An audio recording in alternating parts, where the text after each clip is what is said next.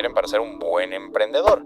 Me gustaría decir, ser buena persona. Creo que si haces las cosas con buen corazón, suelen salir mejor en la mayoría de las empresas. Ser bueno comercialmente, es decir, que tienes que tener un ojo en el mercado, porque al final tu cliente es quien manda, siempre lo decimos, pero es real, es decir, quien te compra, si no le das lo que necesita, lo que le resuelve y lo que le convence, no te va a comprar, entonces no hay empresa.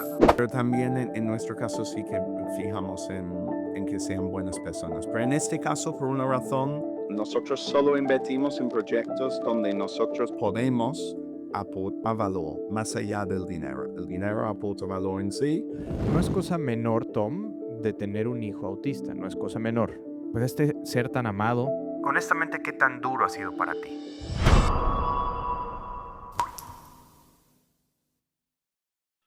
Antes de presentarte a nuestro invitado de hoy, quiero compartirte algo que ha transformado completamente mi mentalidad. ¿Cuántas veces te has dicho, no estoy listo, mi experiencia no es suficiente, mi historia no cuenta, o qué van a decir los demás? Durante años yo también me repetía esos mismos límites autoimpuestos hasta que entendí algo que lo cambió absolutamente todo.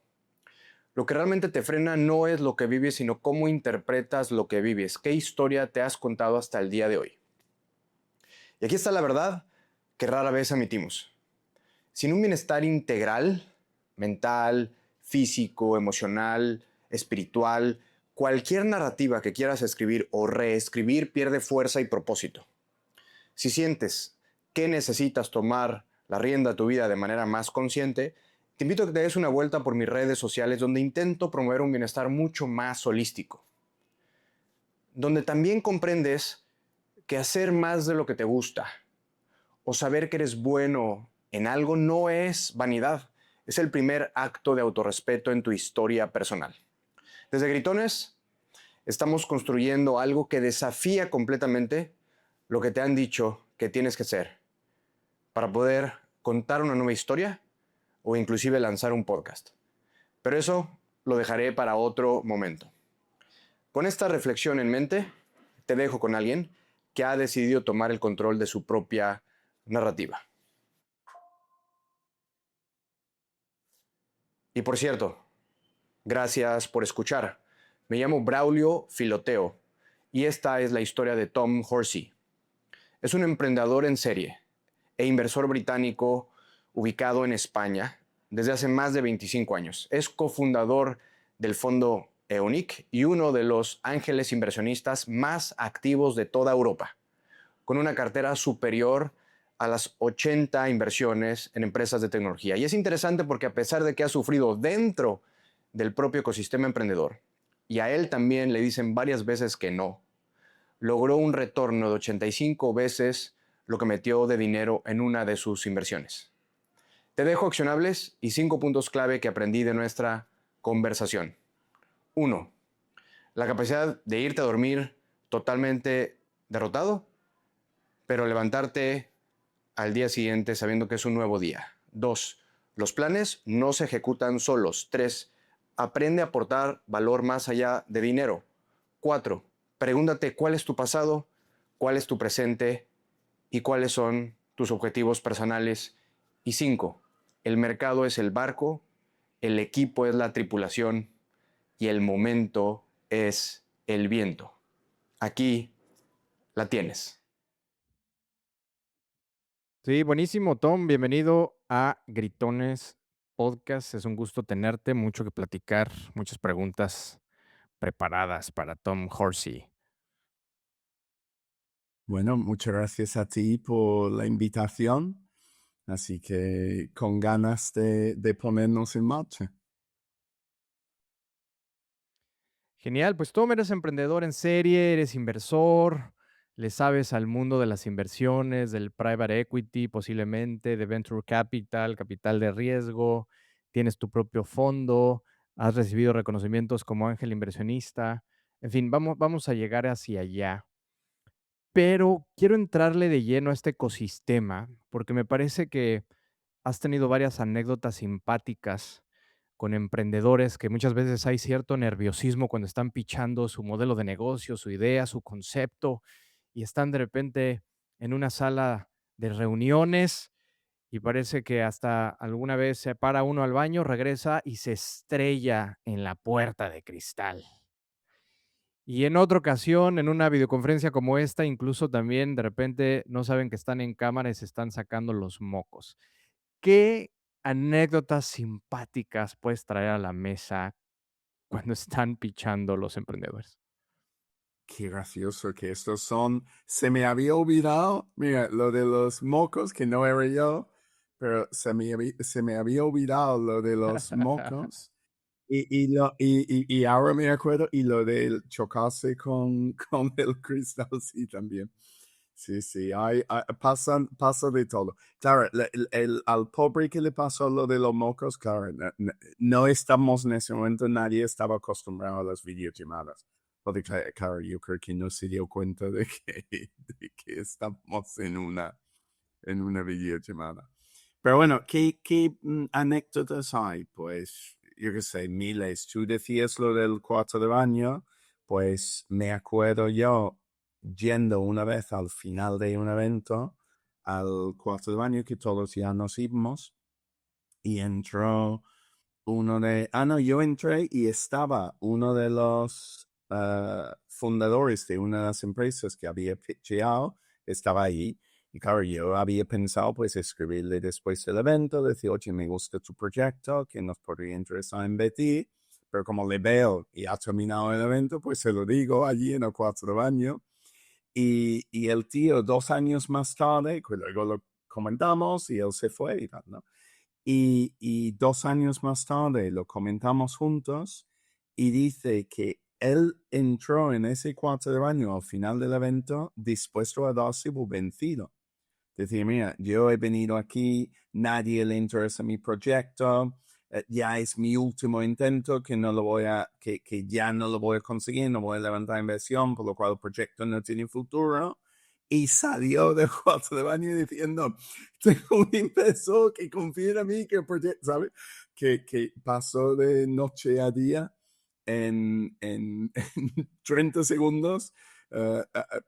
Yendo al aseo, es decir, que sí, Claro, y cerró el deal ahí de migitorio a migitorio. sí, Ahí exacto, exacto. se cerró la inversión. Así mismo. En tu caso, también te ha tocado estar del otro lado, Tom, pichando Sí, tus emprendimientos, levantando capital, incluso de tu propio fondo. De nuevo, ya llegaremos hacia allá. ¿Alguna anécdota que a ti te ha sucedido, que te has sentido derrotado, que sentiste que, pues, no ibas en tu mejor momento, no te hiciste explicar bien con la idea, que digas: "Puf, me pasó esto", pero a la vuelta de la esquina tuvo un upside? bueno, yo creo que los que somos emprendedores, y tú lo has dicho, que al final montando un fondo de inversión es un emprendimiento, que es un poco distinto quizás a otros tipos de emprendimiento, pero es un emprendimiento. Tienes tu empresa, montas tu equipo, tienes tu idea, ejecutas sobre ese plan, optimizas procesos, en este caso levantas fondos que son para invertir. Al final es una empresa más, ¿no? Entonces sí que cuando todos los emprendedores, yo creo que somos muy autoexigentes. Entonces, como norma, yo después de una reunión, después de un podcast, después de una charla, después de una presentación, yo no suelo estar muy satisfecho con cómo lo he hecho, porque solemos ver las cosas que no hemos hecho bien y no las cosas que hayamos hecho bien, ¿no? Entonces, sí, eso me pasa todos los días. Yo creo que lo normal en la vida del emprendedor es que te vas a la cama derrotado y te levantas por la mañana con ganas de volver al ataque, ¿no? Mm. Es lo habitual. De vez en cuando vas a la cama súper feliz y te levantas con aún más fuerzas, ¿no? Pero yo creo que lo habitual es que te levantas del suelo a diario, ¿no? De una cosa a Mm. otra. De vez en cuando son cosas de menos importancia, de vez en cuando son cosas de más importancia. Pero sí, como, yo qué sé, levantando financiación nosotros, y yo te digo, mira, yo para levantar el primer fondo que levantamos, eran 90, creo que empezamos en 92 inversores. Para conseguir esos 92 inversores, tuve unos 800 reuniones, creo que fue 848 o 846, algo así. Y para conseguir esos 846 reuniones, tuve contacto bidireccional, es decir, gente con quien estaba interactuando, con más o menos 4.500 individuos. Por lo cual, pues, de 4.500 hasta 92 inversores, por lo cual, pues, ¿cuántos nos son? 4.000, 4.418, ¿no? Es decir, ¿Y qué te permitía continuar, Tom? O sea, me parece que regresando a la metáfora de acostarte derrotado y volver a levantarte todos los días, ¿qué te permitía seguir? yo creo que como todo emprendedor, tú tienes un plan y ejecutas para conseguir el Bien. plan. Me encantaría decir que todos los emprendedores son así, pero la realidad es que para tener 4,000 interacciones, tener cientos de reuniones, para terminar con menos de 100 inversores, no todos los emprendedores están dispuestos a pagar ese precio, es un precio muy elevado. Sí, fue muchos años, bueno, muchos años, fue, sí, como 4 años en total, desde el inicio hasta terminar el periodo de fundraising, porque empecé 2 años antes del fondo, 2 años y pico antes del fondo, y luego estamos levantando fondos durante 2 años, básicamente, por lo cual sí. Bueno, quizás eran 18 meses, por lo cual queda un poquito menos de 4 años en total, ¿no? Pero no sé, yo, quizá no todos los emprendedores lo hacen, pero los buenos, sí. Es decir, tú tienes un plan y ejecutas para conseguir el plan.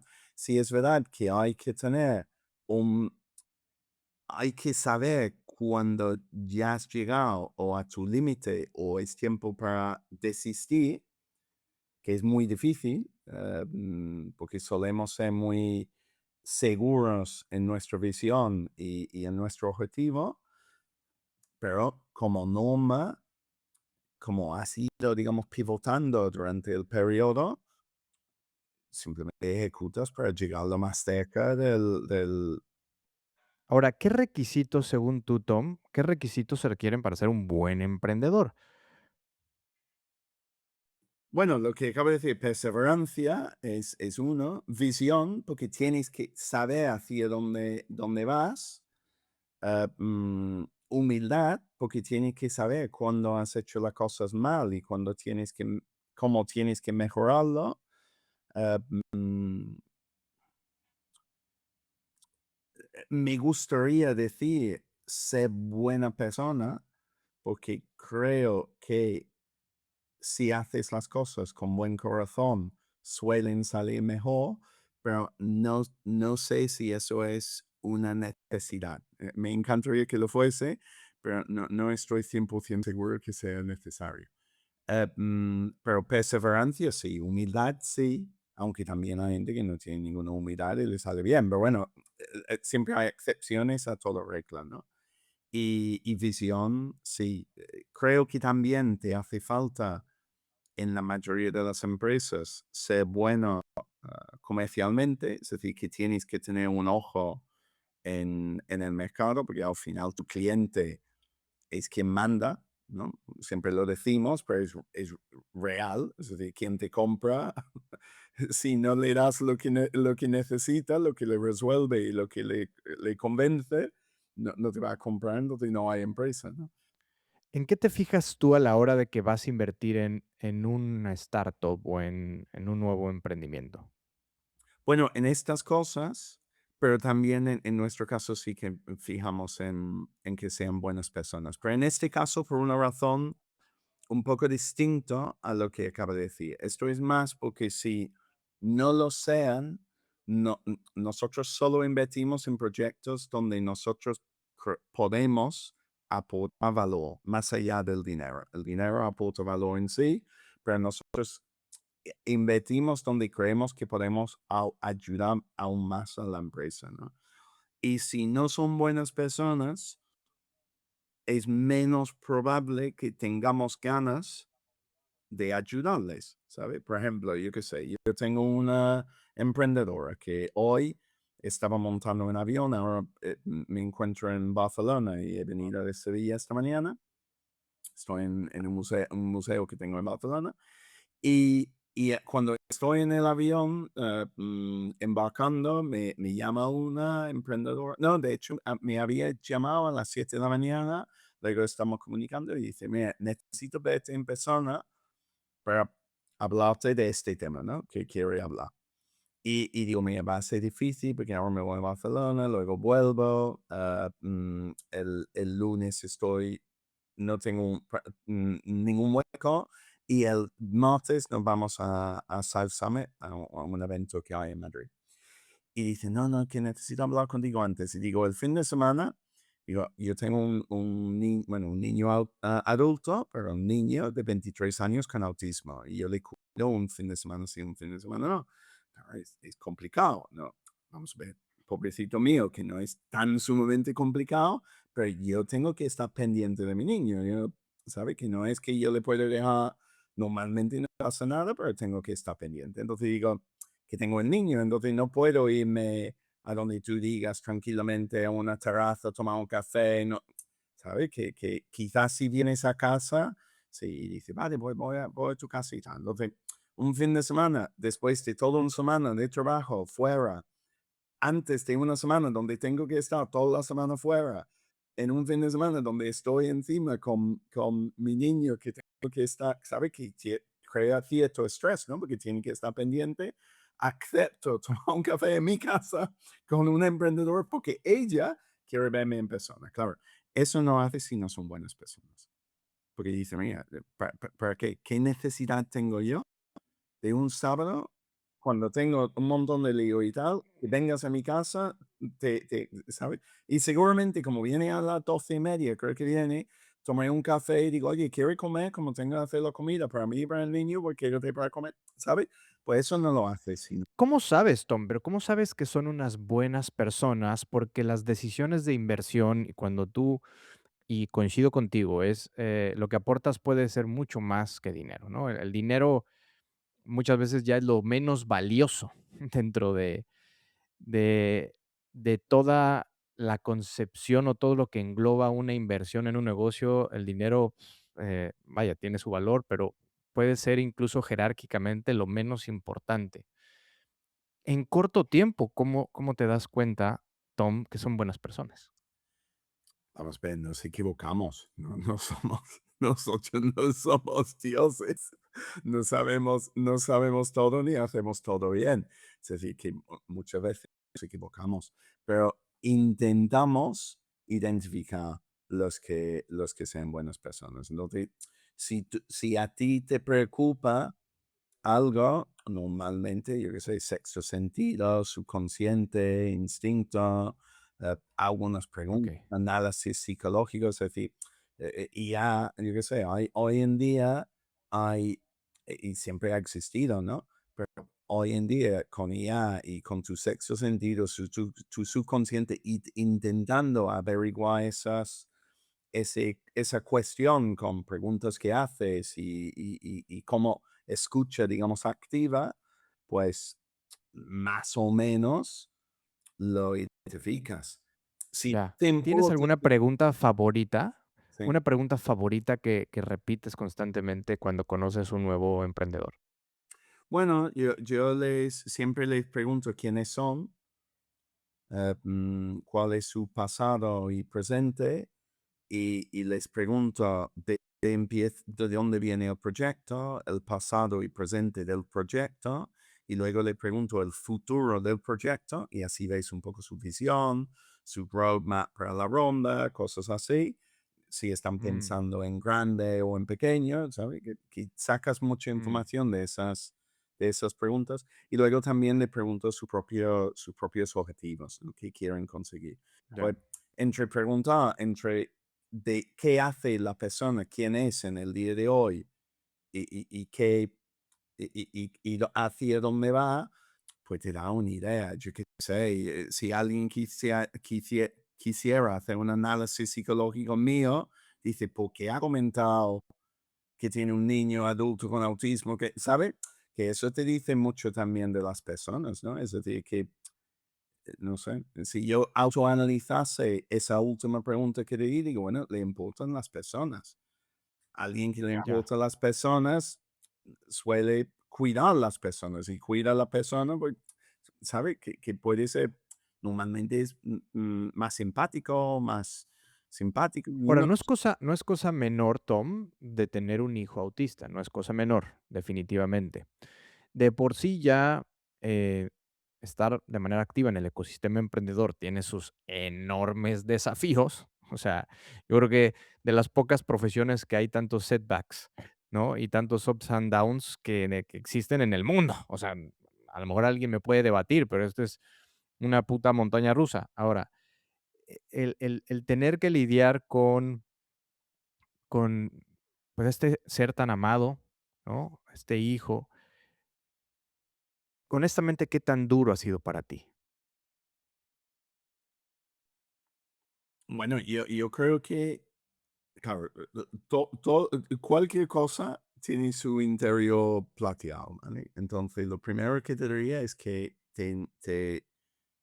yo creo que en cierto modo te enseña a ser mejor persona, te enseñas a tener mucho más paciencia, te enseña a ser más empático, creo, porque tienes que esforzarte más en entender lo que, porque no tiene la misma capacidad de comunicación y no es capaz de expresarse porque igual tú tienes que entender lo que le está pasando aunque no te lo puede explicar, ¿no? Entonces eso te enseña, te practicas tu empatía, digamos, de una forma ah, mm, permanente.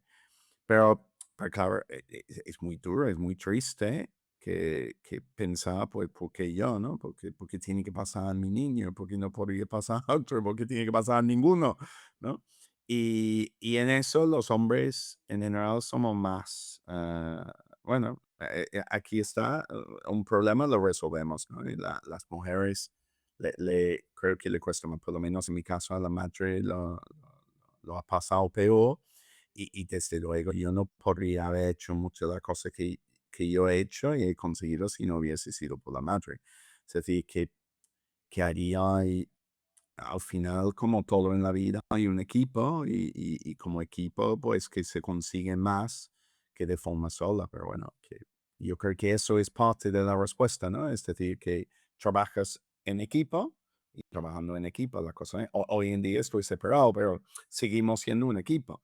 De eso no, eso una cosa no quita de la otra. Por eso ahora le cuido un fin de semana, sí, un fin de semana. ¿No? Pero, Mm, pero ¿cuál dirías que es, si tuvieras que elegir un skill que gracias a este amor que tienes con tu hijo, cuidarlo y no solo de ahora, más entiendo que es más de 20 años con esta experiencia. Este principal skill que tú elegirías, que has implementado en tu vida cotidiana o en los negocios.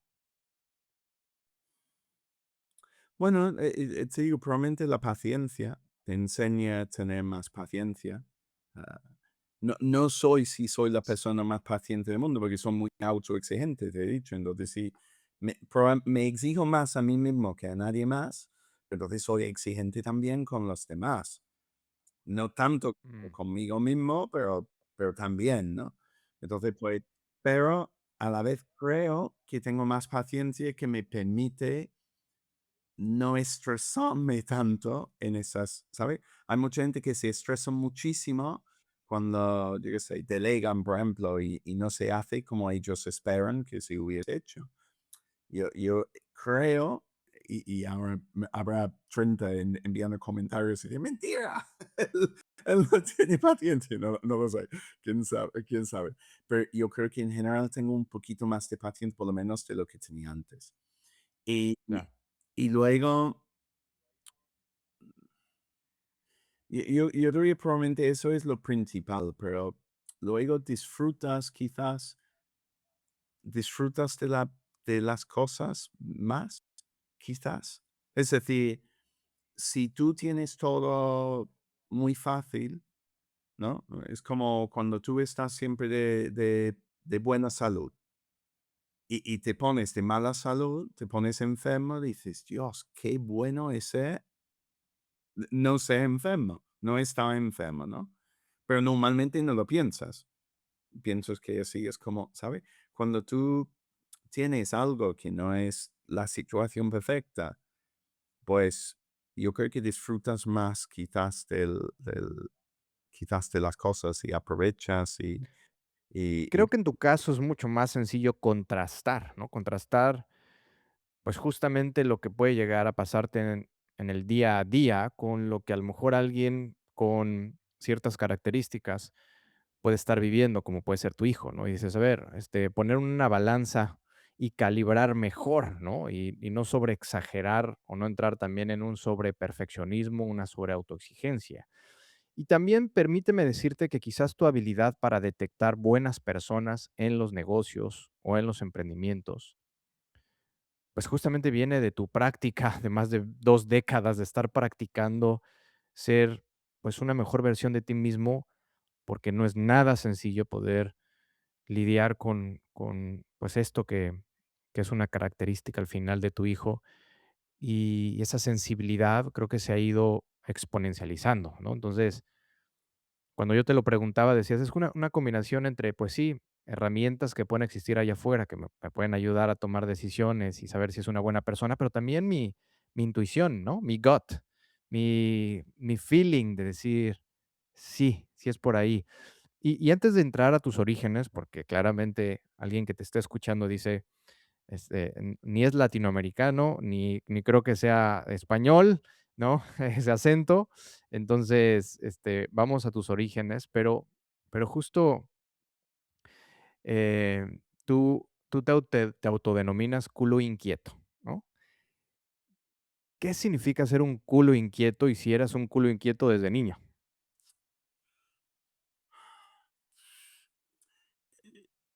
siempre estoy buscando hacer más, llegar más, ser más exigente conmigo, ¿sabe? Conmigo mismo y conseguir más, dejar más huella, eh, conseguir mejorar las cosas a mi alrededor más.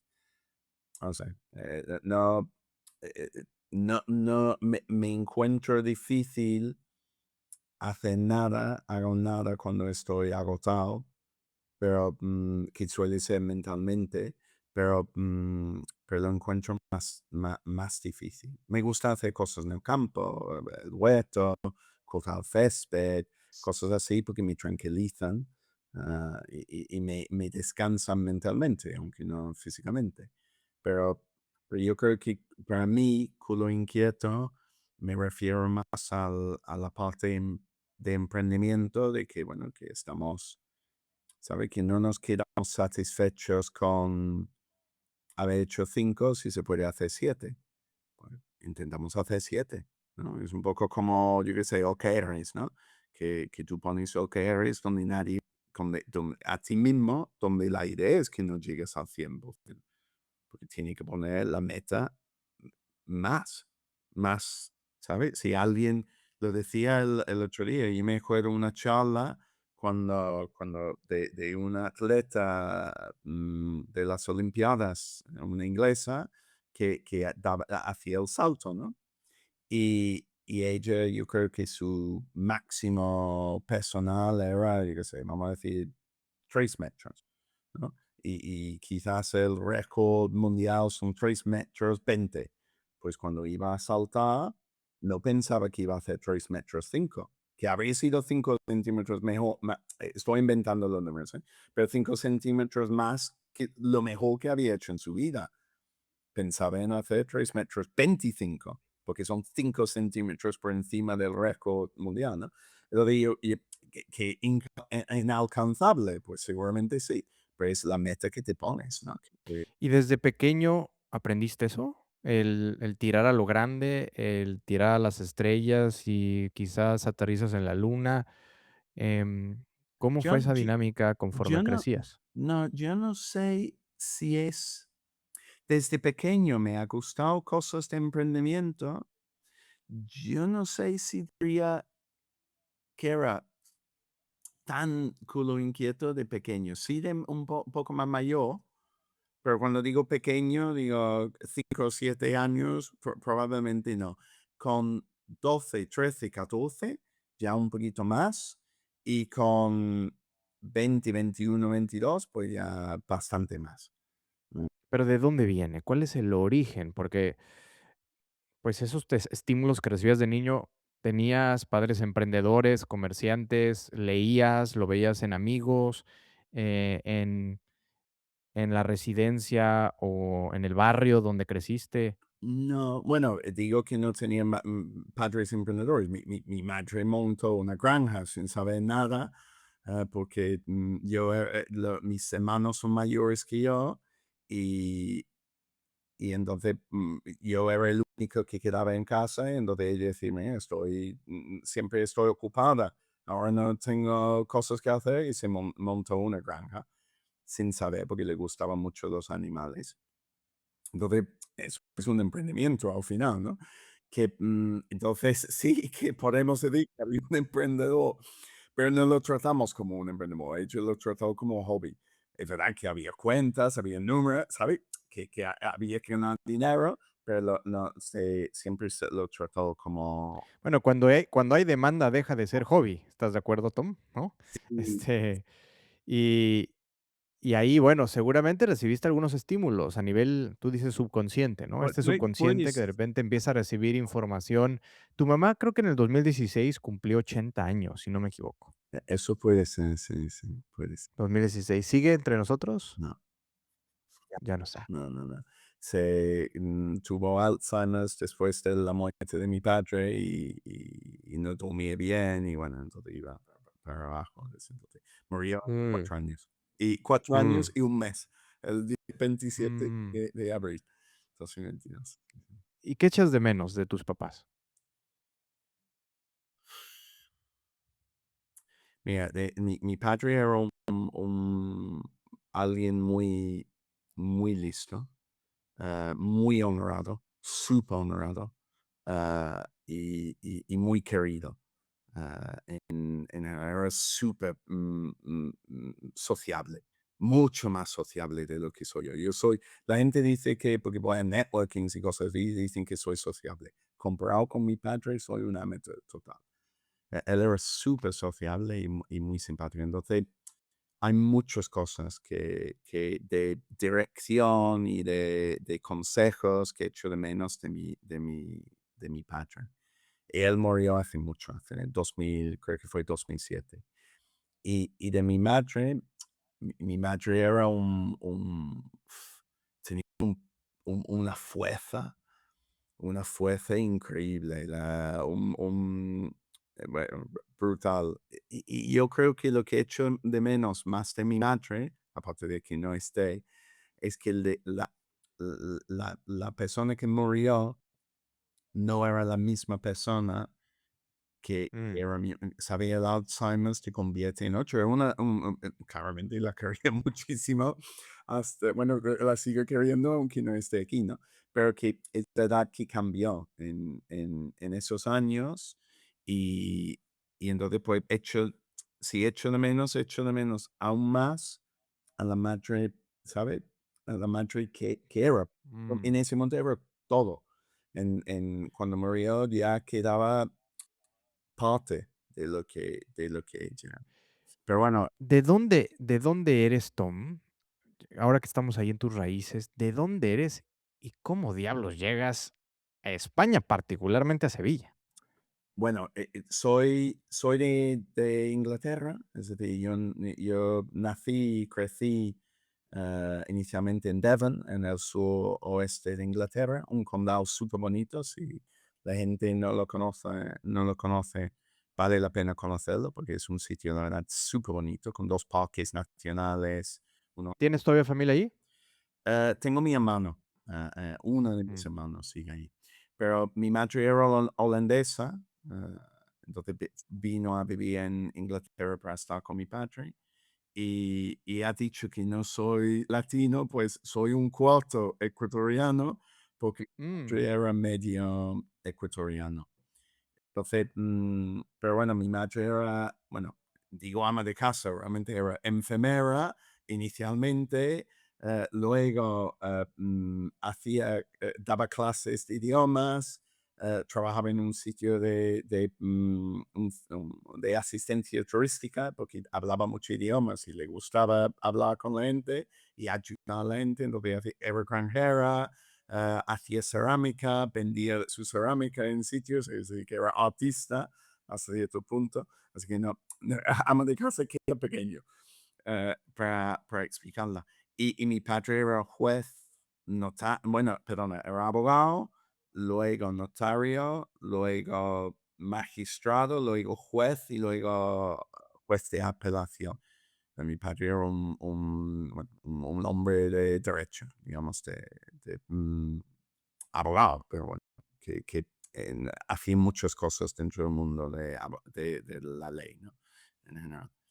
Y yo soy el más chico de cuatro, por mucho, por 7 años, y todos muy internacionales. Es decir, mi hermano que vive muy cerca de donde vivían mis padres, pues su mujer es irlandesa. Mi otro hermano, que, bueno, su ex mujer era de Nueva Zelanda y mi hermana vive en Adelaide ahora, tiene pasaporte australiano y inglés, por lo cual pues todos durante nuestras vidas también hemos estado, no digamos solo con parejas ingleses, ni mitad de nosotros vivimos en Reino Unido. Así que muy internacionales, supongo. ¿Y por qué eliges España? Dentro de todos los países que existen en el mundo, ¿cómo acabas en España y específicamente, en Sevilla? Esa es una historia un poco extraña. Te cuento la versión súper resumida. Ah, yo no conocía a mi abuela ecuatoriana, porque murió el mes antes de nacer yo. Cuando soy chico, cuando mi padre me ve escribir algo para el colegio, dice, Dios, tiene la misma letra que mi madre. Me enseña, saca unas cartas de su madre, ¿no? Y yo, sí, y desde ese momento tomé más interés en ella, porque yo no sabía nada de ella. Y entonces, pues, ella tenía un apellido muy conocido, que es de Montezuma, y, y entonces alguien había hecho un árbol genealógico y, y eso llegaba supuestamente a, yo qué sé, hace 700 años a, yo qué sé, reyes, yo qué sé, no eran reyes, pero como si lo fuesen, ¿no? Y luego, más cercano, había uno que era el, no sé, conde de ¿cómo se llama esto en México? Teticoxtlán, no, una cosa así. Bueno, Ah, de Tenochtitlán. es, ¿Tenochtitlán dices? sí. Ajá, Y entonces o digo, Teotihuacán. digo, México. Y digo, pues, y de Montezuma, digo, yo tengo alguien, mi madre holandesa hablaba muchos idiomas, pero español no era uno de los idiomas que más hablaba. Entonces, Qué curioso que por alguna razón Tom Horsey estaba vinculado con Moctezuma, ¿no? Okey, pero bueno, ahora te correcto. explico porque era un engaño histórico, ¿vale?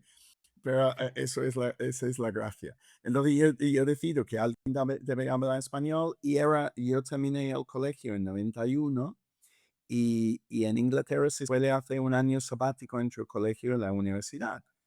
Y entonces pues digo, pues, ¿qué voy a hacer en ese año? Digo, voy a irme a España a aprender español, porque alguien tiene que aprender español en la familia. Y era 91. En 92 pasaban dos cosas en España.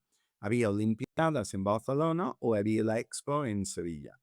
Y entonces la Expo eran 6 meses y yo decidí irme a Sevilla. ¿Y qué es la Expo de Sevilla? Era uno de estos expo universales, como había hace poco en Osaka, creo que fue en Japón. Un expo, Dubai tuvo uno hace poco también.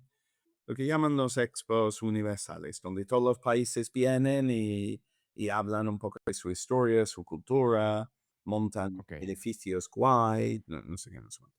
Bueno, entonces fui a Sevilla, aprendí español más o menos, luego iba a trabajar en Londres y me ofrecen un trabajo otra vez en Sevilla, entonces digo, bueno, voy a Sevilla un año más, mejoro mi español y luego pues voy a América del Sur y intento buscar un trabajo en una petrolera, porque había trabajado un año en eso, en Exxon. Y bueno, al final, pues cosas de la vida, pues conoces a tu pareja, tiene niños, no sé qué, no sé cuánto. Ahora, la razón que todo eso es un engaño es porque en COVID, claro, es que normalmente en la vida normal tú no te pones a investigar cosas, pero en COVID teníamos un montón de tiempo y entonces pues era la madre de mis hijos que se puso a investigar, no sé por qué, estaba viendo un documental o algo así sobre Brasil y veo un hombre y veo el nombre y dice, esto me suena a mí que me lo ha dicho Tom y en algún momento y lo va buscando y sale que no era el mexicano, el hombre ese que era el conde de no sé qué, era brasileño que era uno de los líderes de la independencia de Brasil y cuando consiguió la independencia, cambió su nombre a de Montezuma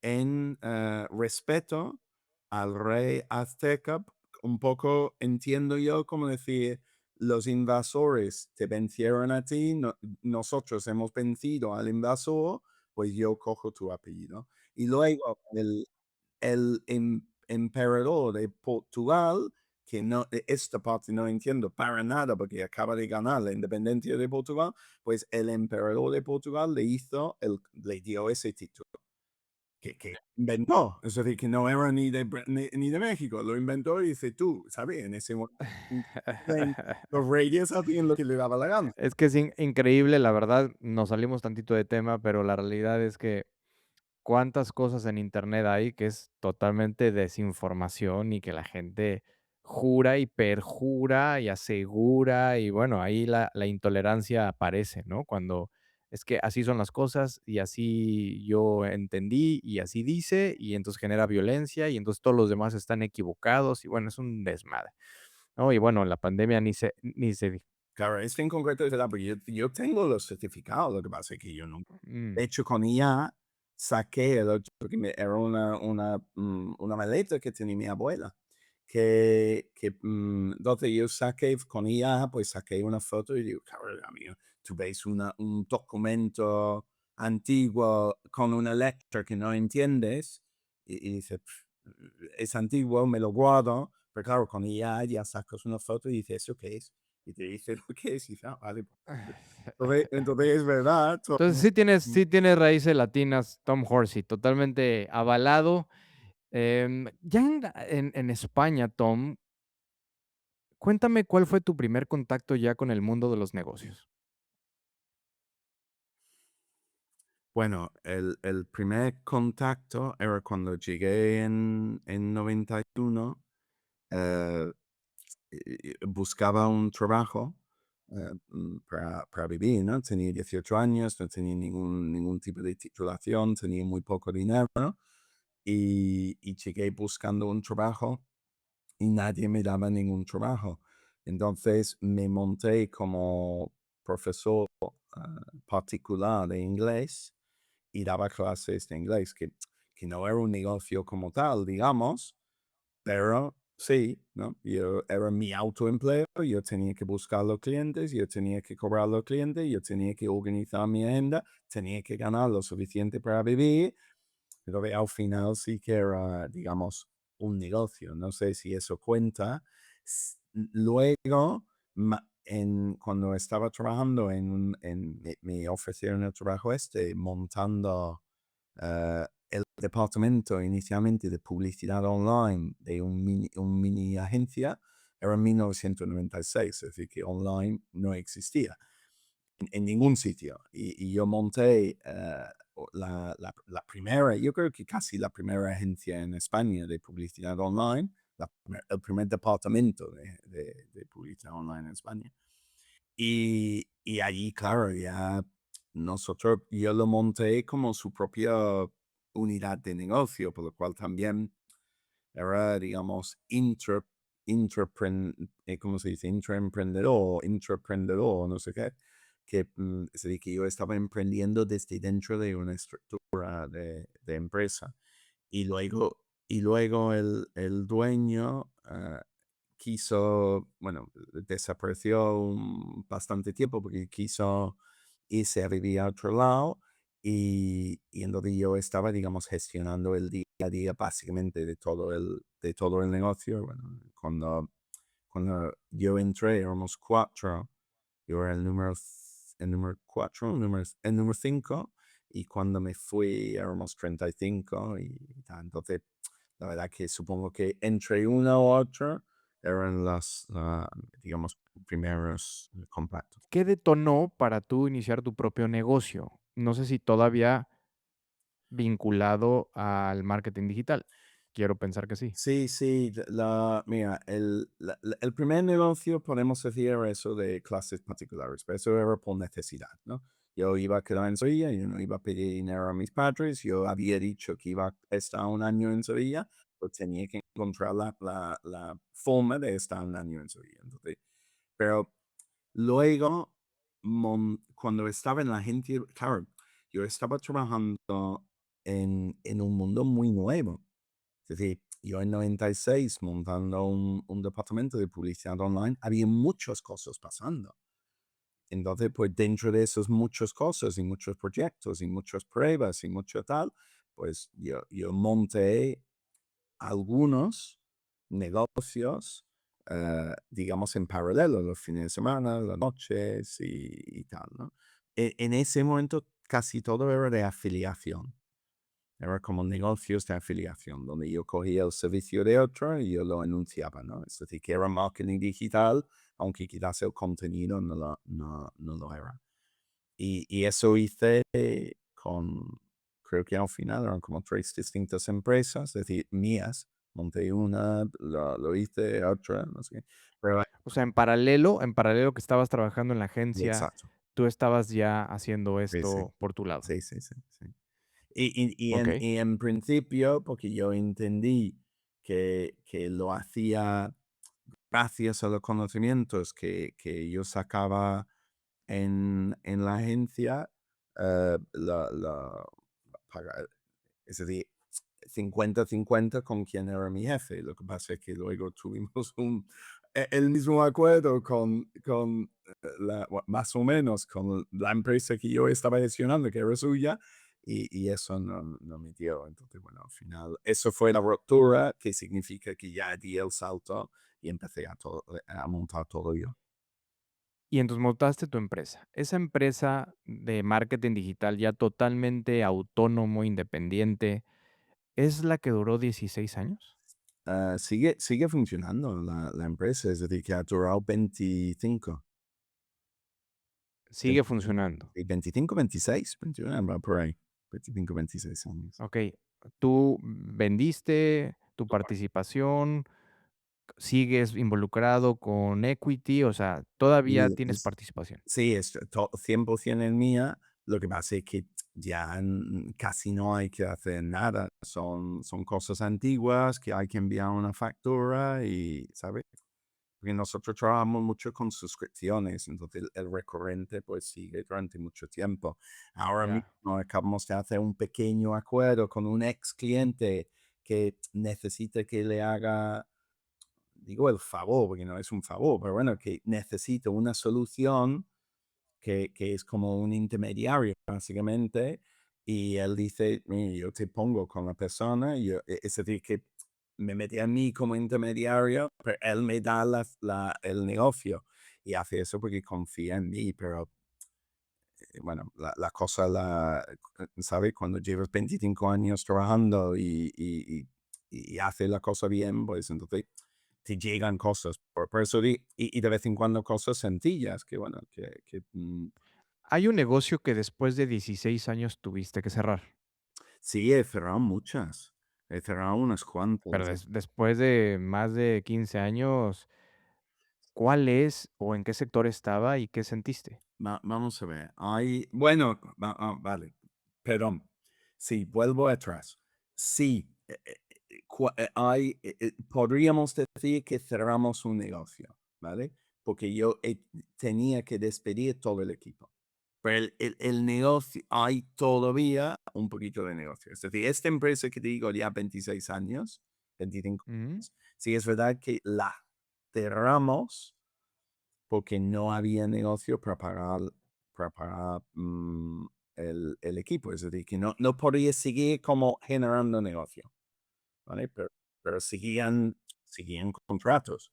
Es decir, que se sigue funcionando. Pero he cerrado más. Hay otro que no sé si era 16 años, pero 15 puede ser, que también cerramos, que es era de publicidad online. Hay otro que después de 5 que era de publicidad móvil, que también cerramos. Este que tú dices, creo que te refieres a uno que era de contenidos digitales, que también, como te digo, pues tuve que echar a todo el mundo porque no había negocio para seguir manteniendo. ¿Y qué significa para Tom el cerrar una compañía? Porque no ha cerrado una, ha cerrado varias. Y para alguna mentalidad puede ser sinónimo de fracaso y decir, no sirvo para esto y me dedico a otra cosa. Pero Tom lleva varias. ¿Y cómo lo definirías? ¿Cómo definirías este proceso No, de cerrar una compañía? hay algunos que se puede decir que han sido fracasos porque nunca han tenido, digamos, su momento, pero yo qué sé, monté, por ejemplo, una tintorerías, digamos, digitales. Es decir, yo tenía máquinas porque nadie me daba el servicio, pero toda la comunicación con el cliente era online. ¿Vale? Y eso, yo me empeñé mucho en sacar eso y no funcionó. Nunca llegó a funcionar. También es verdad que encontré que los empleados me estaban robando, no sé, es decir, Ahora, más del 40% de los fundadores de empresas o de startups tienen problemas de salud mental. O sea, este vaivén de abro, cierro, tengo que despedir gente, llego molido a mi casa, a mi cama, todavía tengo que, si tengo familia, pues hacer mi papel de papá, cuidar a mis hijos. Al otro día comienza de nuevo la montaña y este estira y afloje, Tom, ¿cómo lidias tú con ese estrés? bueno, para empezar, vuelvo, porque creo que hay una cuestión de actitud. Vuelvo un segundo a tu pregunta anterior y te digo, la muerte es parte de la vida. De todo lo que nace muere. Por lo cual, que una empresa tenga que morir no quiere decir que ha sido un fracaso, porque mientras tenga su momento en el sol, su momento bueno, no es un fracaso. Y muchas veces hasta intentarlo no es un fracaso. Yo qué sé, la que te hice de publicidad móvil, podemos decir casi en todos los parámetros, todos los variables que fue un fracaso. Lo monté, nunca llegó a tener rentabilidad, la tuve que cerrar 5 años más tarde. Pero también era la primera agencia de publicidad móvil en Europa, primero o segundo. Pero, es decir, hoy en día todo es móvil. Yo hablaba con gente diciendo, no, porque el email lo vas a leer en el móvil, se reían en mi cara. Digo, no, pero es que de verdad dice, eso no pasa, ¿sabes? Porque todo eso era antes de conexiones de datos, wifi, no sé. Yo lo monté en 2006. En 2007 salió el iPhone, es decir, que antes del iPhone. Entonces, yo no considero eso un fracaso. Fue un intento que llegué demasiado temprano, llegó luego la crisis económica y nadie estaba probando cosas nuevas. Pero Dios, yo tenía visión. Es es lo que es, de que yo lo hice muy bien. Fracasó, pero no, pero no creo que intentarlo fue un fracaso. Entonces eso, volviendo a tu segunda pregunta, es parte digamos, de la solución. Si tú ves lo negativo de las cosas, te hundes en la miseria.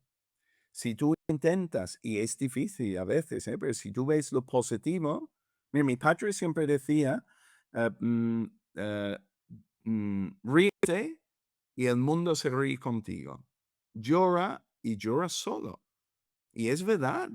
Entonces, si tú lo ves con, bueno, venga, pues al ataque. Yo qué sé, yo vivo, y yo creo que muchos emprendedores son así, ¿eh? Yo vivo todo un poco como un juego de ordenador.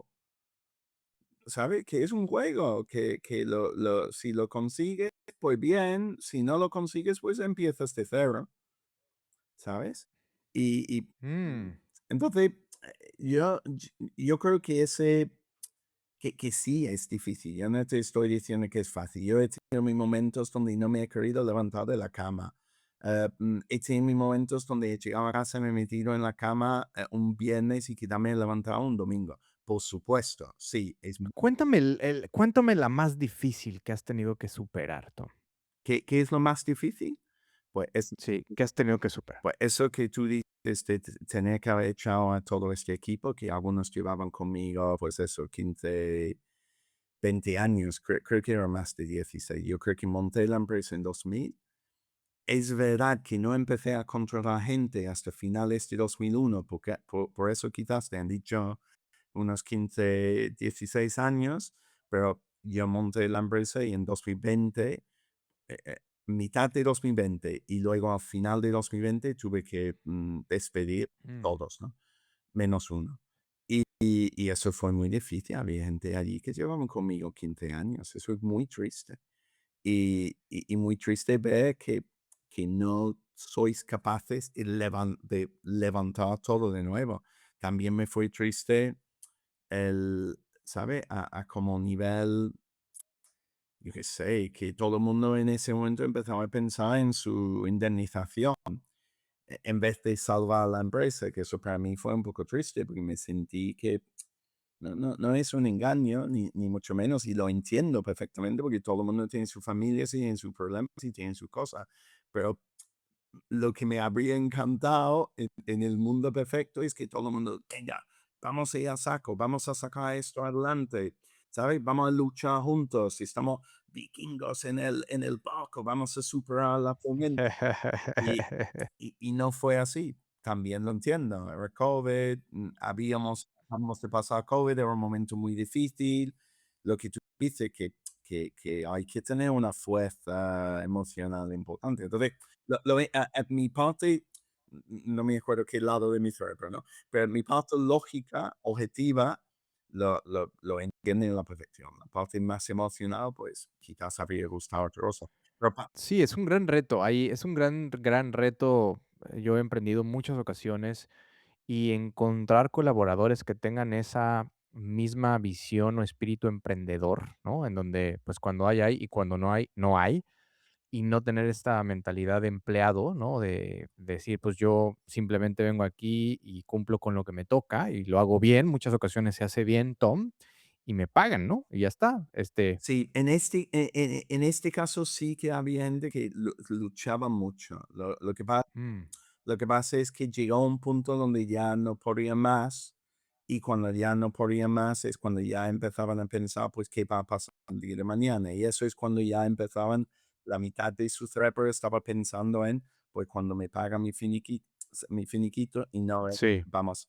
Claro, y en esos momentos de crisis, tú necesitas 100% de foco en resolver la crisis y no podían tenerlo. Por eso digo, pero no era, no, era un equipo estupendo.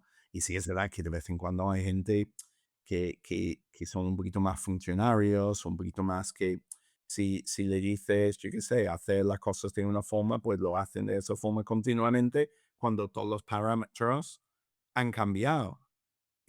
¿Sabes? Yo qué sé, como sí. alguien limpiando los platos.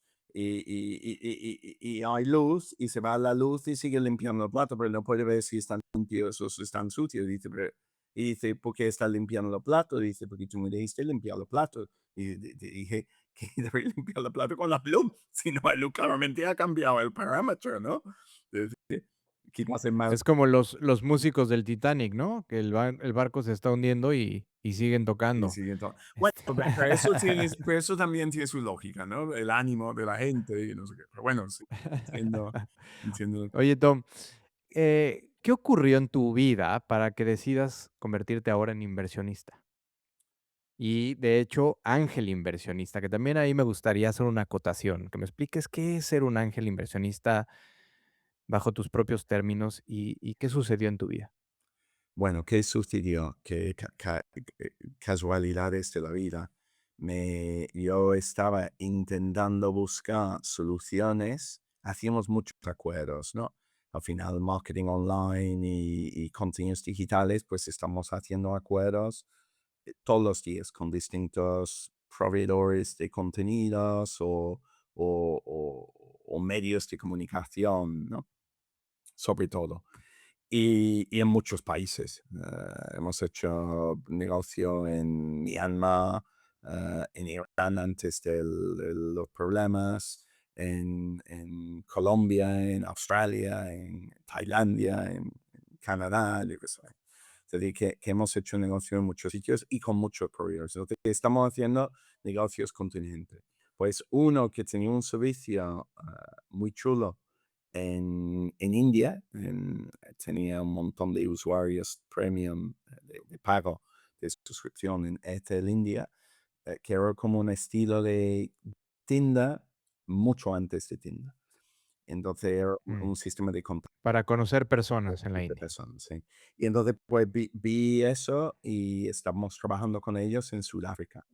Y vino el hombre a mis oficinas, era un sueco, vino a mis oficinas y me dice, y al final de la reunión dice, ¿quieres invertir en mi proyecto? Y digo, bueno, puede tener sentido, estamos trabajando juntos.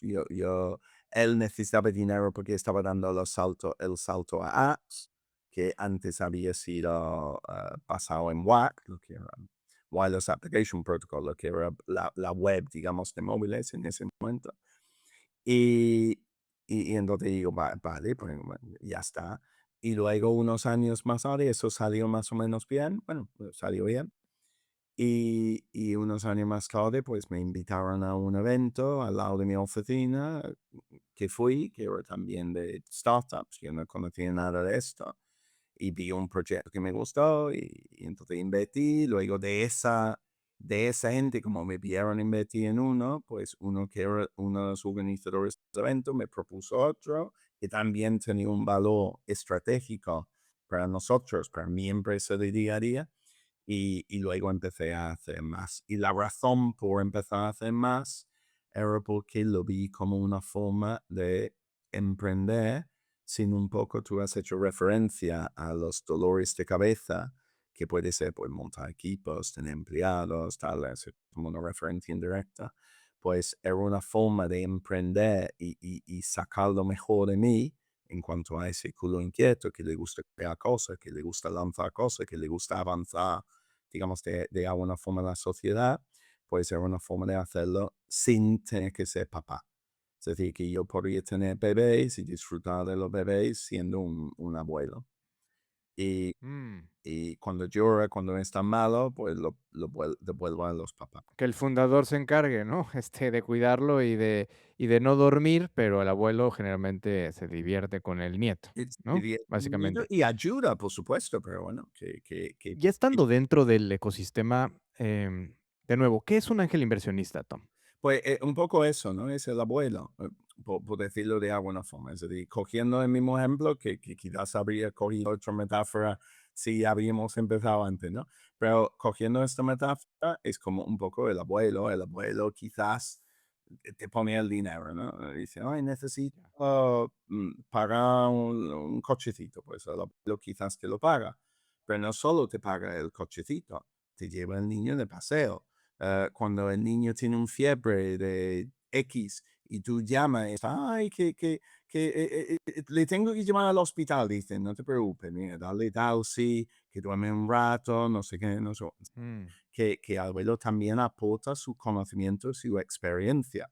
Pues, la inversionista en un momento donde necesitas un ángel para salvarte o para ayudarte, ayudarte en seguir tu camino porque estás muy solo, pues tu ángel de la guarda es el inversor, ¿no? Entonces te ayuda no solo con capital, que lo hemos comentado al principio, pero de vez en cuando es lo de menos, te ayuda también con sus conocimientos y sus contactos. mm, Los mm, tres de no es solo uno, son tres. mm. Ahora, quizás conoces a alguien que se llama Naval Ravikant, que yo admiro mucho y tiene un libro que se llama El Almanaque de Naval Ravikant o The Almanac of Naval Ravikant. Justamente él habla pues, de este ecosistema, ¿no? Desde un ángulo muy interesante, ¿no? Y también lo he escuchado decir eh, que no es nada más el tener el dinero para invertir en una startup, sino el criterio, ¿no? Y el criterio es práctica. Al final también es un músculo que vas ejercitando y vas teniendo mejor criterio para hacer inversiones.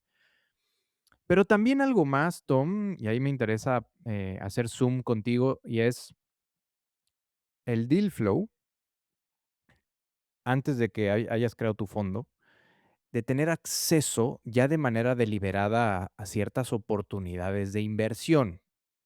Es decir, pues si ahorita quieres invertir en Apple, que es una empresa pública, pues lo puedes hacer.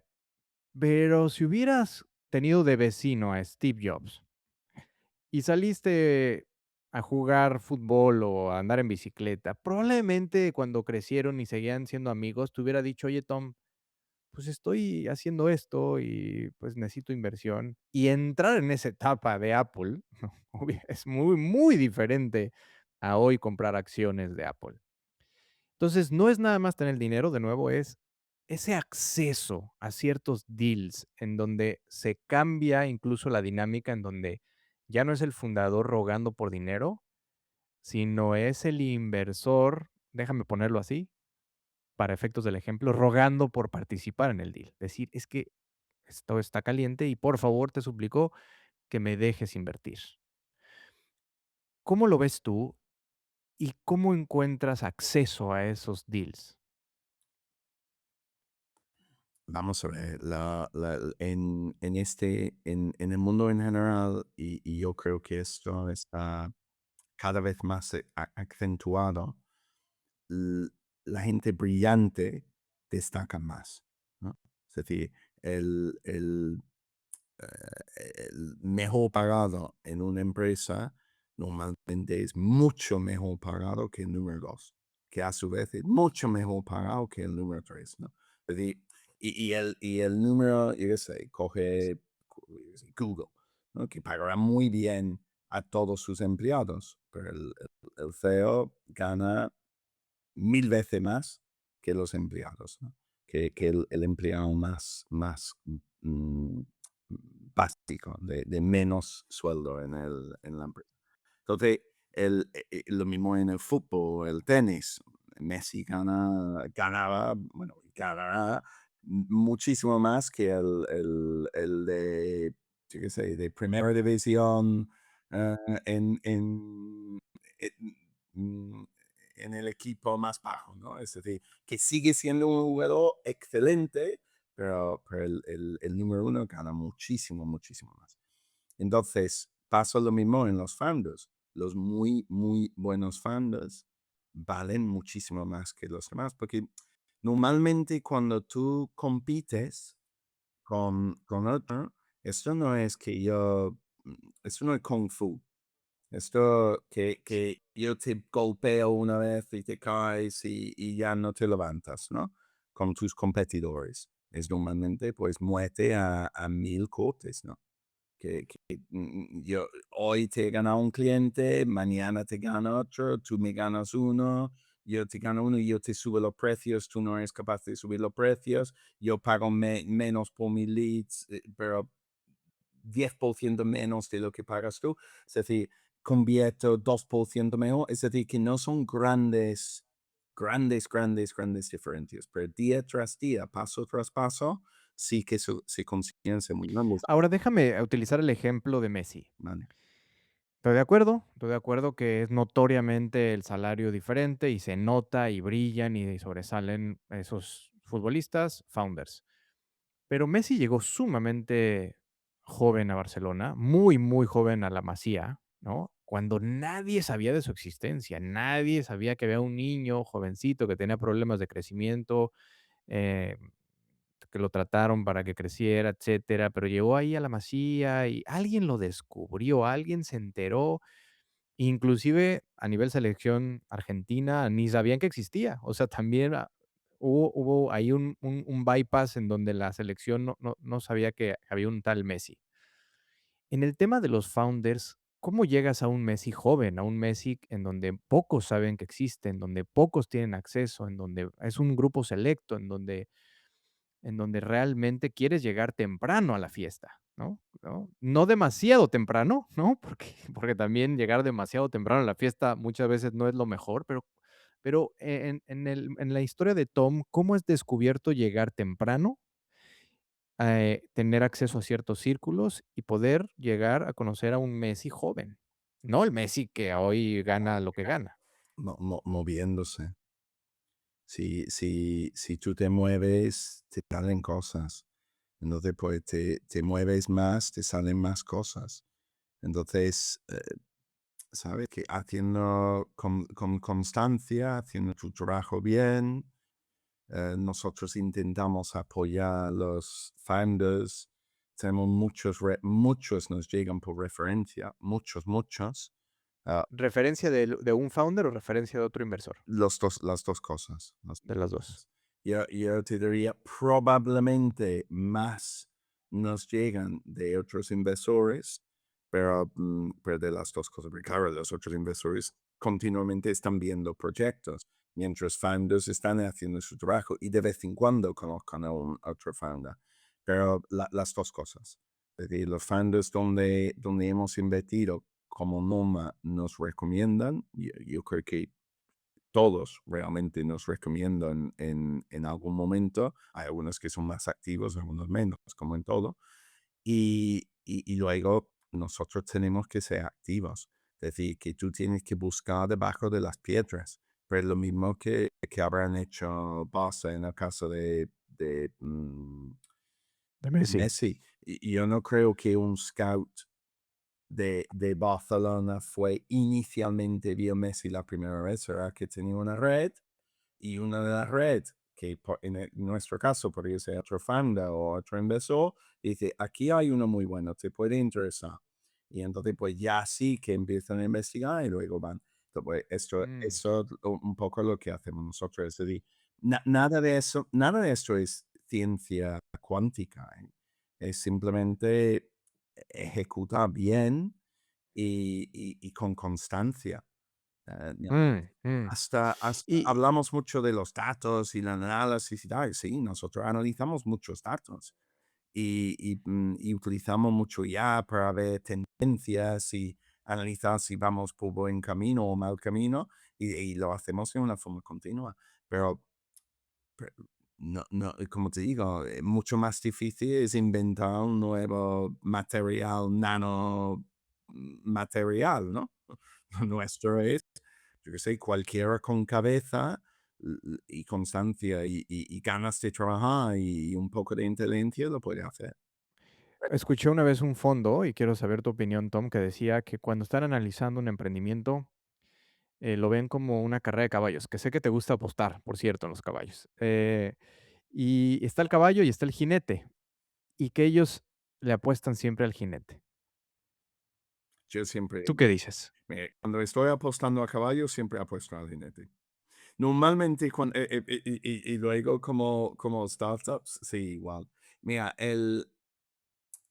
yo creo que hay tres cosas importantes en una startup, ¿vale?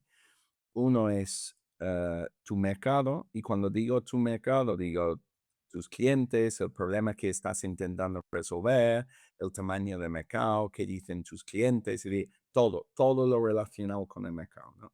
Luego está el equipo, los que están ejecutando esa solución al problema con tales clientes en tal mercado objetivo, con tal precio, política de precios, con tales costes, no sé qué, no sé cuánto.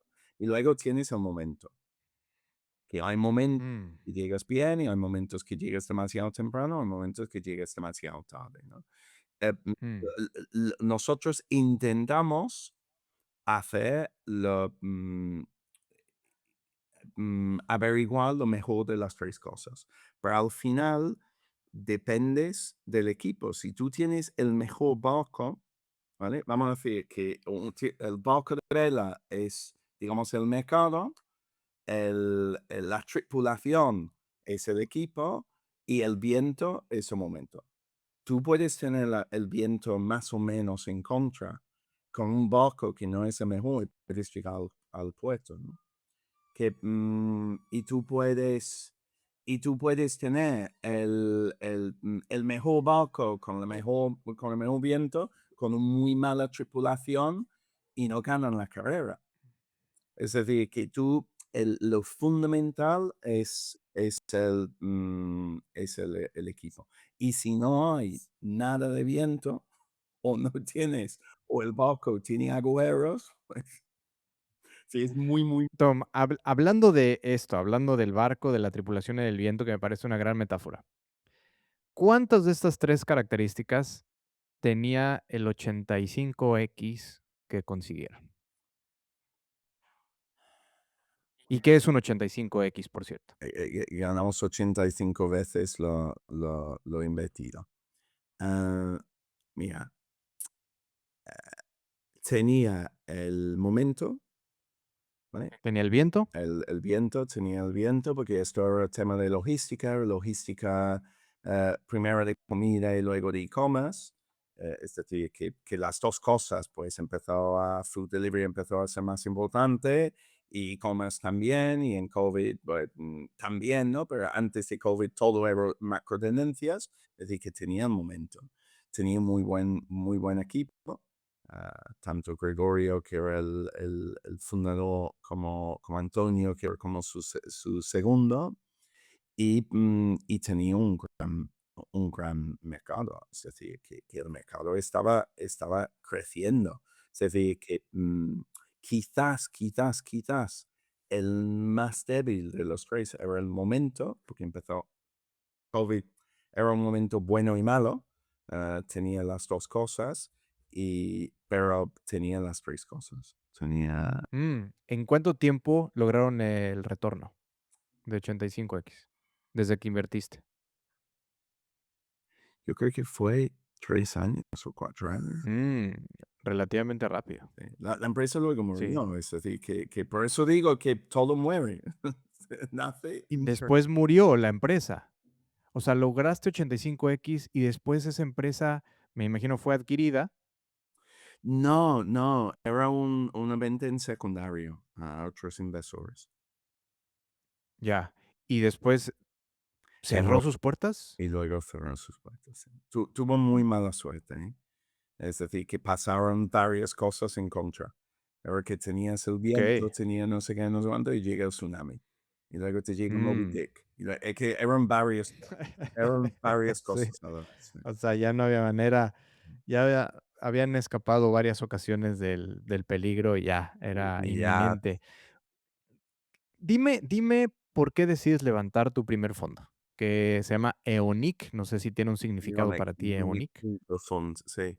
Eh, mm, Porque como el emprendedor, te he dicho culo inquieto, que es culo inquieto, pues intentas ir a más, ¿no? Es decir, que tú ves montaña y dices, pues yo subo la montaña y ves, y sabes, cuando has subido uno, dice, allí hay otro, y subes la siguiente, ¿no? Y que pasa más, es en tu ADN. Entonces, pues ir a más significaba eh, eh, mm, gestionar fondos de terceros, y gestionar fondos de terceros significa al final montar un fondo. Pasé por un camino de invertir con un fondo de fondos institucional público, que es el Fondo Europeo de Inversiones, pero como Business Angel, tiene una línea específica para coinversión con Business Angels y luego pues pasé al fondo regulado. Ya. ¿Cuál es la diferencia fundamental, Tom, entre ser un ángel inversionista, private equity, em, capital de riesgo o venture capital? ¿Cuál dirías que son, eh, pues esas finas diferencias entre cada uno? Bueno, private equity, ellos hacen la gestión, es decir, compran normalmente mayoría, se meten a gestionar, es decir, ellos se meten como volviendo a lo mío de padre y abuelo, ¿no? Ellos se meten como padres adoptivos del hijo y nosotros en capital riesgo invertimos en fases mucho más tempranas, porque private equity entra cuando ya hay rentabilidades, no sé qué, no sé cuánto, y se meten para mejorar o escalar la empresa, ¿no? A otro nivel. Y nosotros nos metemos en etapas súper tempranas donde los padres son bebés. Entonces, pues nosotros entramos como abuelos con minorías y en etapas muy tempranas en empresas que normalmente bueno, no tienen beneficios en el momento de invertir, pero su idea es llegar a la rentabilidad. Es decir, Mm. son, digamos, algo similar, por eso se mete en la misma cesta, pero uno es muy temprano en minoría y otro es mucho más tarde y mayoría en general, ¿eh? Sí. ¿Y dónde colocas los family offices? Bueno, los family offices realmente suelen ser inversores en estos dos, pero los family offices es decir, están invirtiendo de una forma directa y no a través de fondos de private equity o capital riesgo, suelen ser, como no tienen un límite de tiempo en cuanto a la inversión, porque lo suyo es para generaciones habitualmente, pues entonces nosotros tanto en private equity como venture capital tenemos un límite de tiempo. Entonces, por eso entramos en una etapa más temprana hasta una fase más avanzada, un poquito más avanzada, hasta más avanzada, o entramos en private equity. El, el family office puede ir desde el principio hasta el final, podría hacerlo durante 25 años sin ningún problema. Se podría haber puesto en Apple al principio y seguir en Apple a día de hoy. Un fondo tenía que haber vendido normalmente en un periodo de 10 años, 12 como mucho. Ah, Mm, mm, y, y luego pero suelen ser inversores normalmente, es que claro, digo normalmente porque cada familia es distinta, ¿no? Por lo cual cada family office es distinta.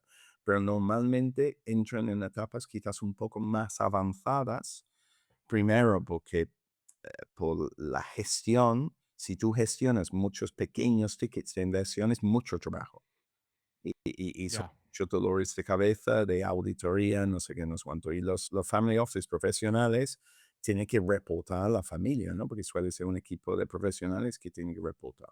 Por lo cual necesitan mm, que la auditoría y este tipo de cosas funcionen de forma fluida. Y en las empresas individuales, en etapas muy tempranas, eso es difícil porque no hay mucho equipo. Entonces suele entrar, digamos, en fases quizás más parecidas a venture capital de etapa mm, más avanzada o en private equity, pero no como Ya, stories.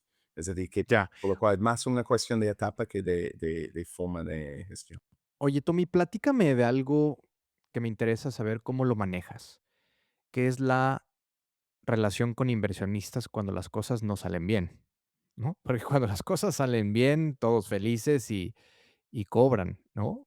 Pero cuando no va bien la situación, cuando hay una inversión que de plano es claro que no funcionó, que no va a ningún lugar, ¿cómo navegas la relación con tus inversionistas?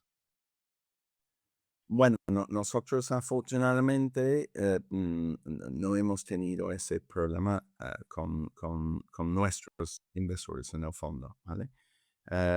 Sí es verdad que hemos tenido se han cerrado algunas de las empresas donde hemos invertido, pero bueno, eso es parte del negocio.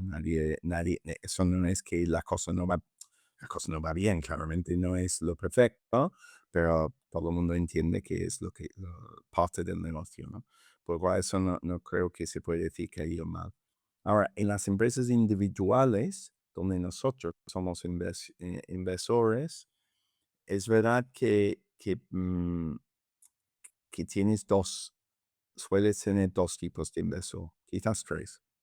Tienes el pasota, que dice, bueno, ya está, y se desentiende de la situación porque lo ha dado por pedido y ya está.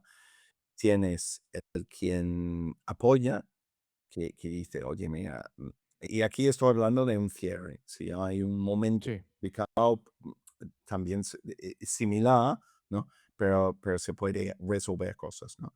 Pero pensando en un cierre, luego tienes los inversores que te quieren apoyar y te dicen, bueno, para empezar te dicen, bueno, no te preocupes porque lo has hecho todo lo que has podido, si lo han hecho, ¿no? No le iba a mentir, pero digo, has hecho todo lo que has podido, que es lo habitual.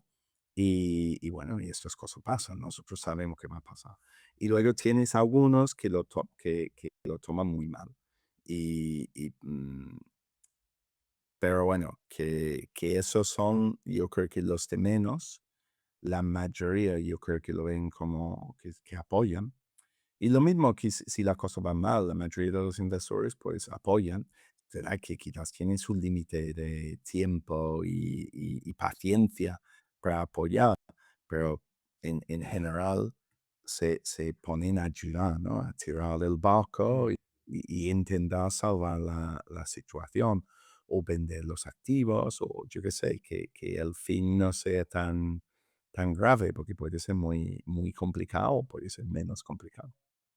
¿Qué cosa del venture capital cree la mayoría y tú ya estando dentro aprendiste que es mentira?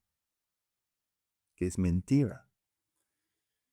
Que cree la mayoría, ¿no? Este paradigma que muchos opinan acerca de el mundo del capital de riesgo desde afuera, pero tú estando dentro dices: "Ah, lo cree la mayoría, pero no es así", ¿no? Es un mito.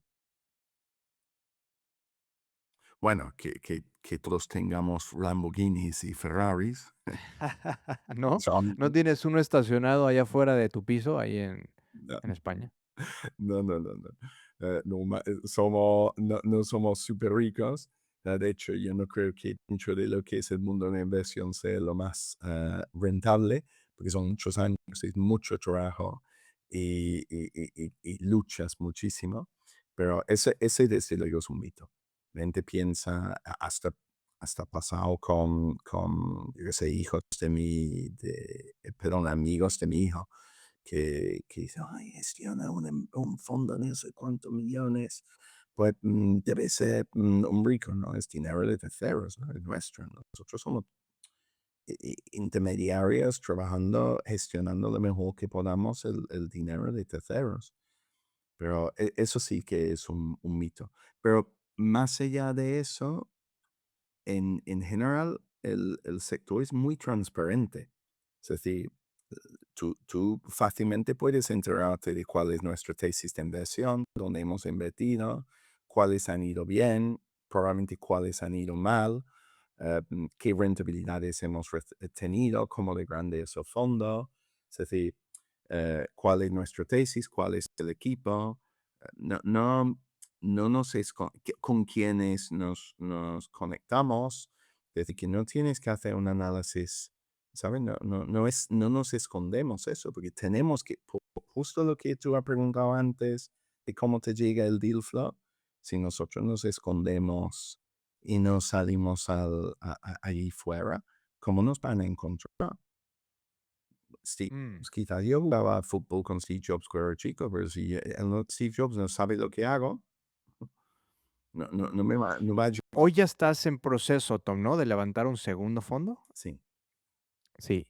¿Tiene alguna tesis en particular este nuevo fondo? Bueno, realmente es el tercero, porque hay otro que, Ya. pero bueno, estamos esperando a ver si sale el tercero. Bueno, todo está montado a la espera, porque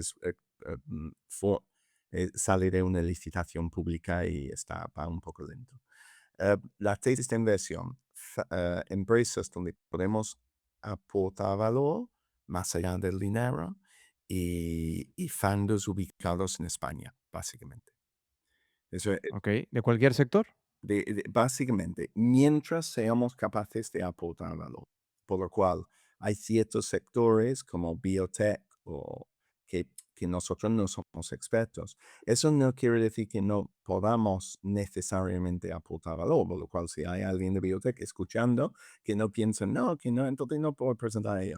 Pero depende de qué necesitas de tu inversor perfecto. Porque si necesitas de tu inversor perfecto que conozca como biología, que conozca muy bien la base de biología, pues no somos tu inversor perfecto. Si tu inversor perfecto te puede ayudar con procesos de IA, pues quizás sí, podemos ser un inversor perfecto, porque tenemos muchos procesos y hacemos muchas cosas con eso, ¿no? O que te ayuda a montar una máquina de ventas, pues también. O que te ayuda a levantar fondos, pues también. Que te ayude con estrategias de marketing, también te ayuda a formar equipos, pues también, ¿no? Pero expertos en biología, no. Eres alguien muy activo en podcast, ¿no? Eres alguien que aparece en escena y posiblemente tiene que ver con lo que hemos estado platicando, ¿no? De aparecer, de you must show one, ¿no? Aquí estoy, ¿no? Em, ¿Cuál es la pregunta que nunca te han hecho en una entrevista y te gustaría responder ahora mismo?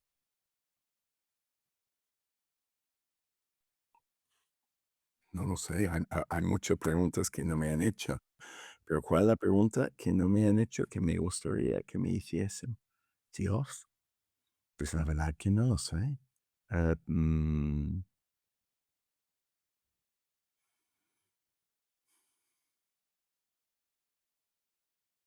no sé, es verdad que muchas veces no me preguntan, bueno, sí, supongo que indirectamente me preguntan por qué, pero sí que me han preguntado el por qué hacemos esto, ¿no?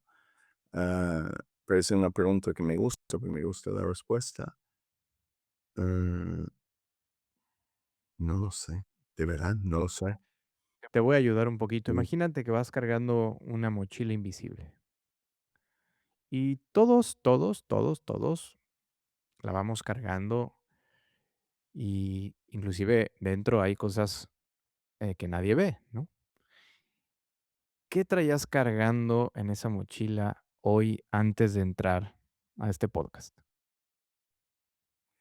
Bueno, he tenido un día muy complicado hasta la fecha porque hemos tenido como he dicho, estoy en un negocio que tengo en Barcelona y hemos venido aquí para intentar resolver una situación con un empleado, una empleada que no hemos conseguido resolver y encima ha sido una situación difícil, emocionalmente difícil y nos hemos levantado muy tempranos para venir y nos queda un día largo y mañana otro. Entonces, pues quizás no, ¿saben? Ven todo lo fácil, ¿no? Ven hasta hay alguno, yo tenía un troll detrás de mí que decía, ay, en otro evento, y no sé qué.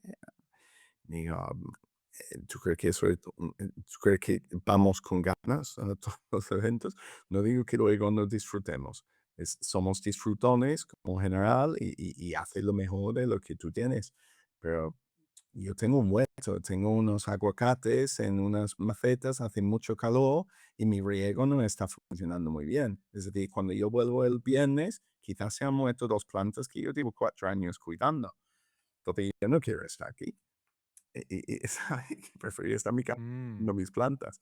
Y lo mismo la semana pasada cuando estaba en el evento y lo mismo la semana que viene cuando voy a otro y tal. Y tengo mucho trabajo, mucho trabajo.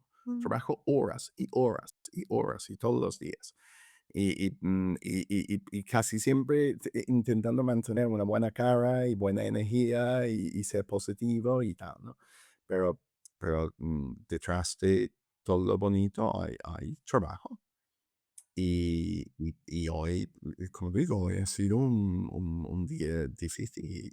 Cuando te digo que cuando los emprendedores nos contactan, yo creo que es una cosa que le gusta de nosotros, porque los que nos conocen saben que esto pasa.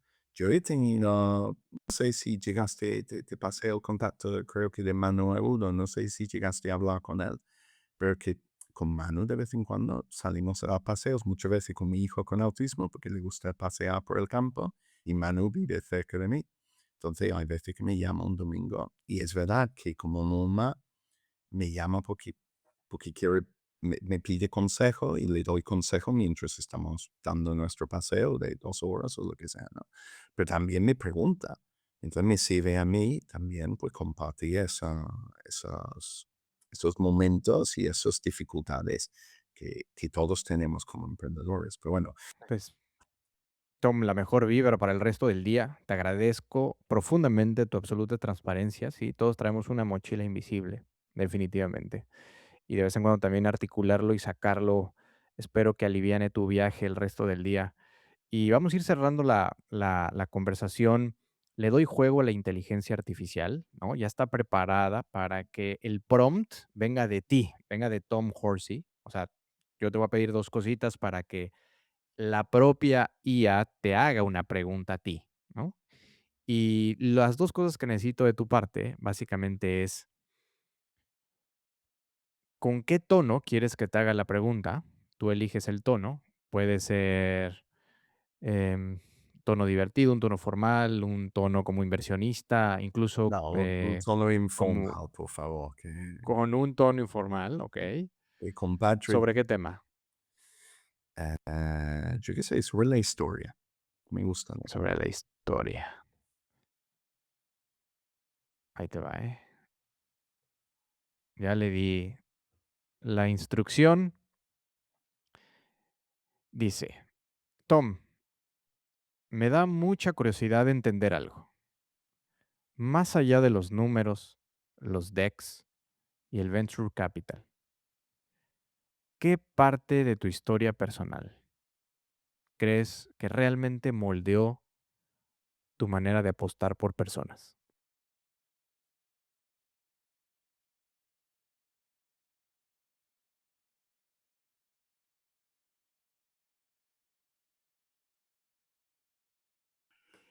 Probablemente mi padre, pero cuando digo mi padre, mi madre también, mi madre no era tan sociable, pero mi padre confiaba mucho en la gente, mucho. Él era un abogado de los antiguos, ¿no? Que era tu amigo, tu apoyo, tu psicólogo, eh, tu abogado, porque estaba ahí. De hecho, él hacía muchos divorcios, claro, abogado de campo, pues divorcios y herencias son lo que más haces. Y 2 veces clientes suyos vivían en mi casa durante un tiempo, porque un divorcio en el campo donde todo el mundo se conoce es difícil, porque, porque la gente o están de un lado o de otro, ¿no? En una comunidad chiquitita en el campo.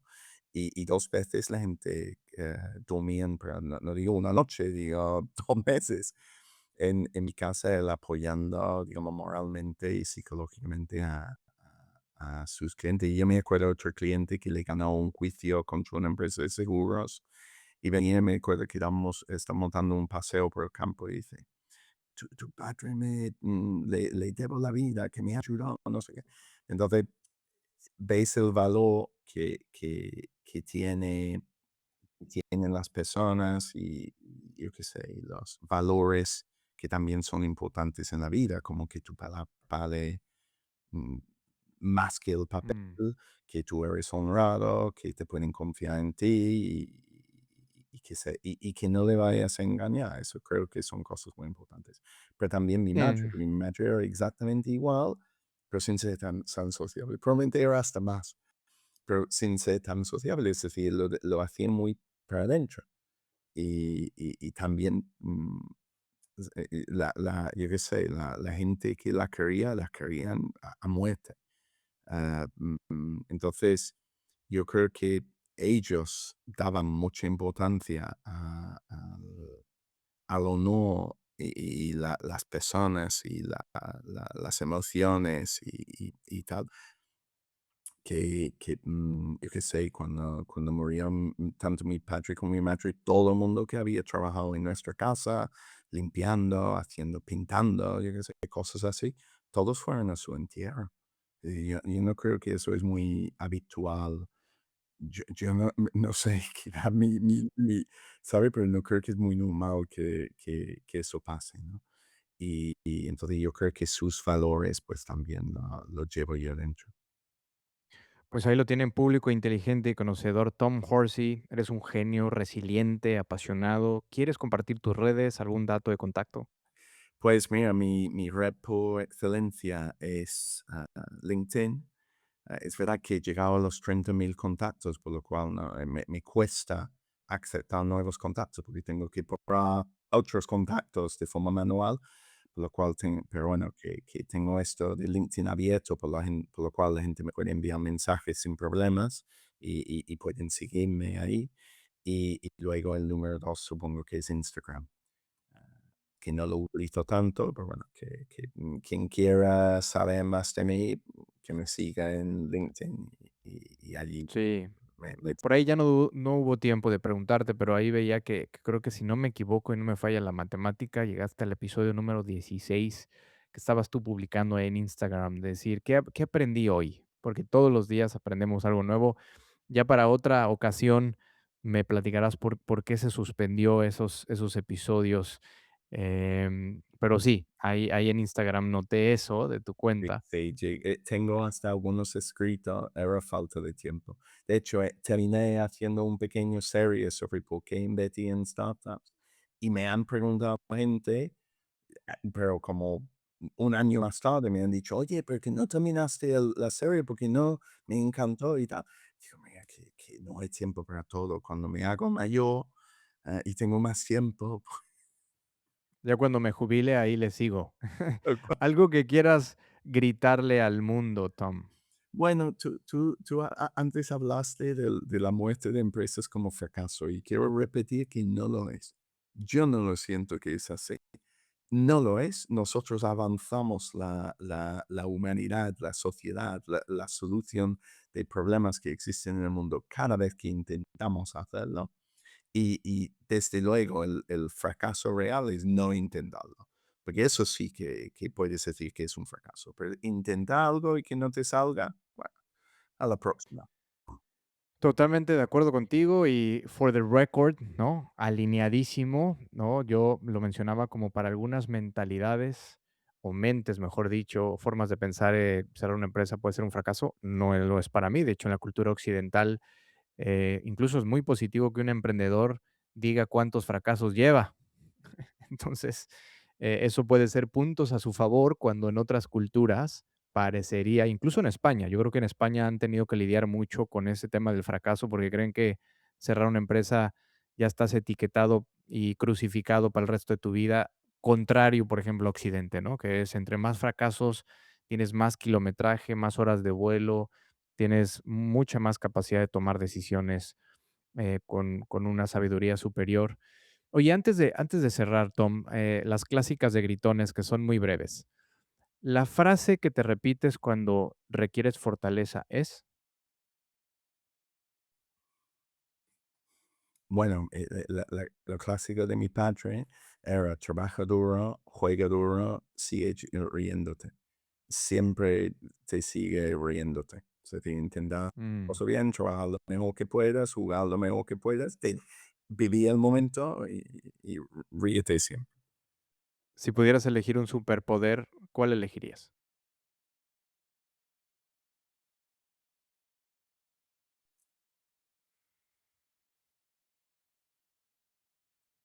Bueno, la curación de todas las enfermedades no estaría nada mal.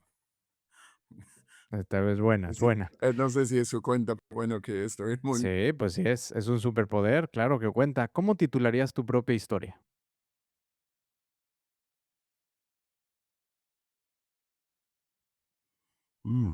Eso ese es muy bueno, ¿eh? Ah, mm, No lo sé, pero voy a coger otra cosa de mi Patrick, que claramente marcó mucho mi vida, ¿no? Que es lo que pone en su lápida, que es que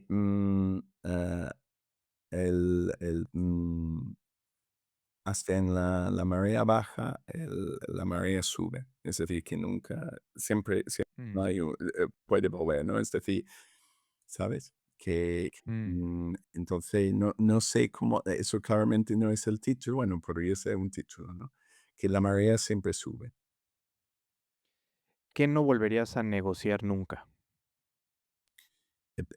Está con gente tóxica. Terminamos con esta. Ayúdame a completar la frase: yo encuentro mi grit o mi coraje personal. ¿Cuándo? Iba a decir cuando me tocan los huevos, pero no, qué bueno. Me gusta, buen cierre. Cuando le tocan los huevos a Tom Tom. Un placer, hermano. Muchas gracias. Muchas gracias. Te Ah, mando un sí, fuerte abrazo. igualmente. Antes de cerrar este episodio, piensa en alguien que necesita escuchar justo esto que acabas de oír.